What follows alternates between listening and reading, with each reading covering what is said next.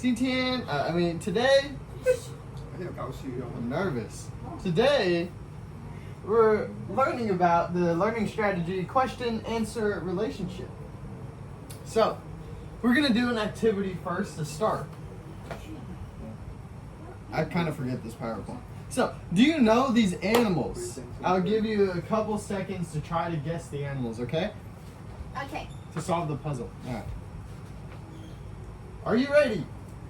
Give me a thumbs up if you're ready. Oh, okay. This is the actual strategy we use in class. Okay. So what animal is this? Monkey. Erica? Monkey. She also agrees, monkey. It's a monkey! Okay. What animal is this? Panda. Huh?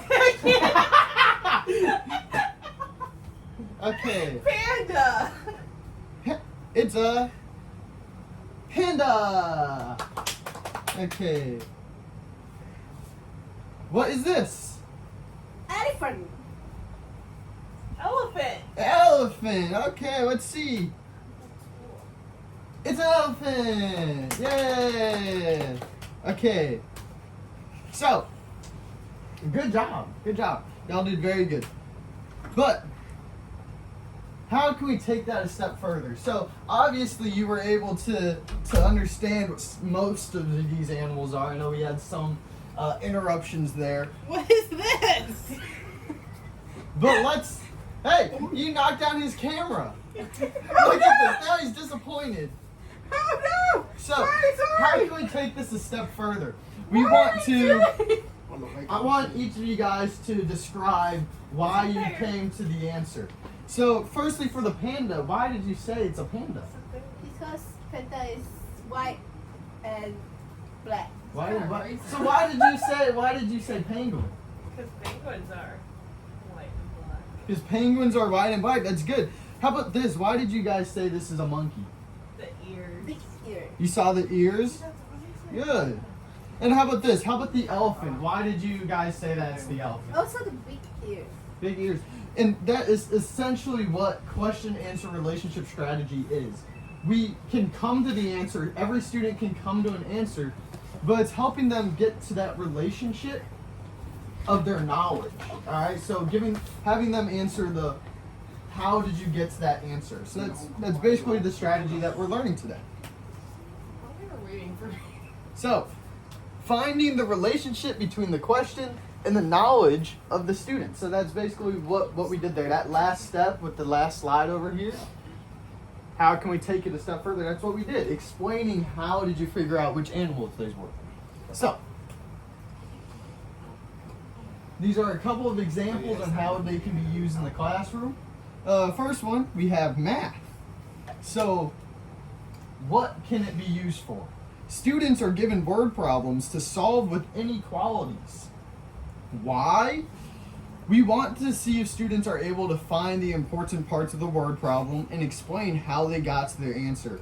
So basically, we want students to be able to understand all the important parts from the word problem, put them together to get the answer, and write that out so that we can see if they're comprehending the word problem. We can see if they're comprehending what is greater than, what is less than, things like that.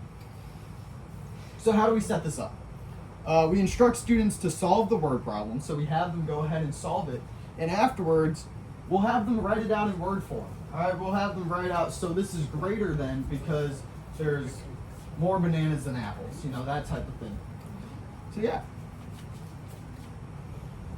Example 2, I decided to add a little bit of chemistry in here. So what? Students have to do an experiment finding acids and bases. With acids and bases. They'll be doing chemical reactions. Why do we want them to do that? We want them to be able to differentiate how acids and bases react differently, or even similarly. So, how are we going to do this? So, students are going to be doing experiments. They're going to be following the procedures, and afterwards they're going to be writing down every reaction that happened. They're going to be writing down what happened in the reaction, and then afterwards we're going to ask them to explain why was there a change of colors, why were there bubbles, why did an explosion happen, things like that. So all of this is about finding a relationship with the student's knowledge, what they learn in class, what they learn from the text, and kind of like applying it and seeing if they truly are comprehending what is going on. So, what did the research say? There are actually many studies in Indonesia, weirdly enough, you know where Lur is from. In both a high school.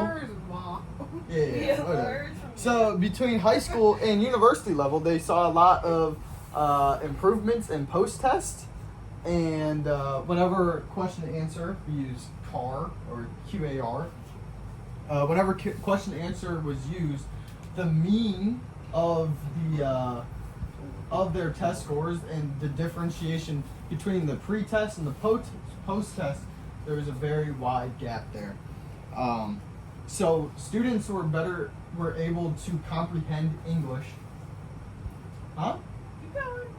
Students were able to comprehend English a lot better whenever QAR was used. And I have it here, aids in comprehension of the language. But an interesting part, besides kids with like ESL, English as a second language, as you are here, Maybe we don't call people out like that. she's a bear. She's calling herself out right now. So, kids with autism, they were able to use QAR to. No, this is for real. Like, I'll show you the paper, research on it. They were able to use QAR to improve listening to comprehension. Improve listening comprehension. So, after they used this strategy, they were able to use. They were better able to comprehend what was being said to them. And to me, that study, it wasn't nice in the fact that they were like, obviously they improved a lot in everything that they tested, but mostly in the fact that the kids afterwards, they wanted to do it. They realized that it helped them, but they also wanted to keep doing it, even though it was kind of an extra step in their work. So kind of interesting research. I'm hoping the microphone is picking this up. I know we have a lot of fans, whatnot, so we'll see. So we will now demonstrate how this is done using an AP English Literature and Composition Practice exam from 2012. We'll work together. I will allow you guys just to study the text, and then as you're studying the text, it's a poem, so you'll read the poem. There's 3 different questions. Basically, after you answer the question, write how the question relates to the text. So like if it's in the text, write relates to the text, answer is in the text. If it's more of like a relate to self, write relate to self, things like that. So how did you get to the answer? So I will pause my iPad and pull that up for y'all.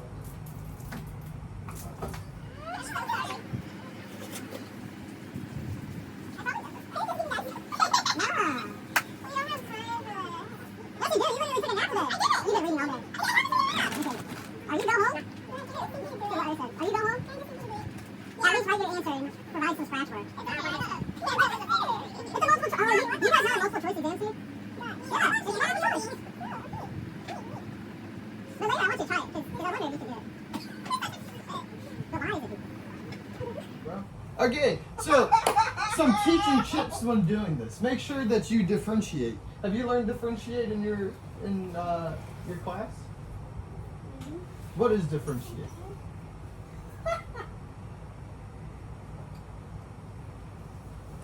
It's just like different. Yeah. Yes.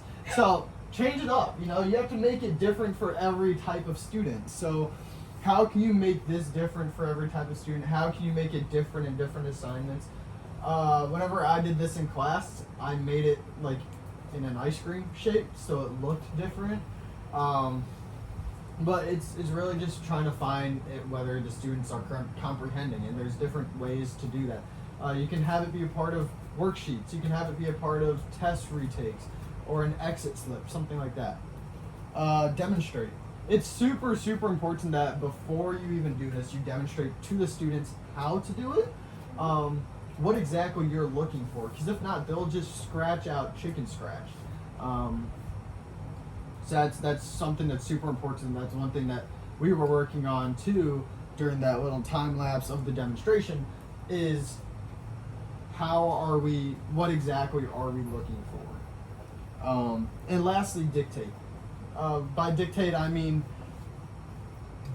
especially at the beginning, and I'm working on that myself as a teacher, is be strict about what exactly you are expecting, what exactly the students are writing down, and things like that. So dictate the classroom, dictate the lesson, and dictate what exactly you're expecting out of the QAR. Because, this goes on to my last slide, is because you want to find out if this is worth it or not. Is it worth it having this extra step be there? Is it worth having this extra step making the kids do this? And the answer is yes. It doesn't take that much time, and this allows for some assessment for the students. The students can actually know, am I actually comprehending what I'm doing? Do I understand the why of why I'm doing this? In math, many students will just add, not understanding that it's everything together, right? So it's understanding why exactly you're doing every step to show that the student is comprehending and to show that you are able to see how they're thinking. So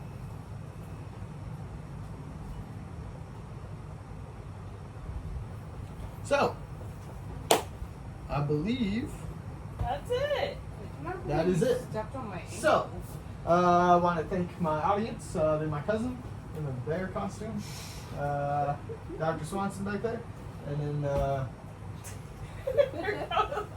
then we got Teddy from she's on the floor. Teddy from Alvin and the Chipmunks. So, thank you.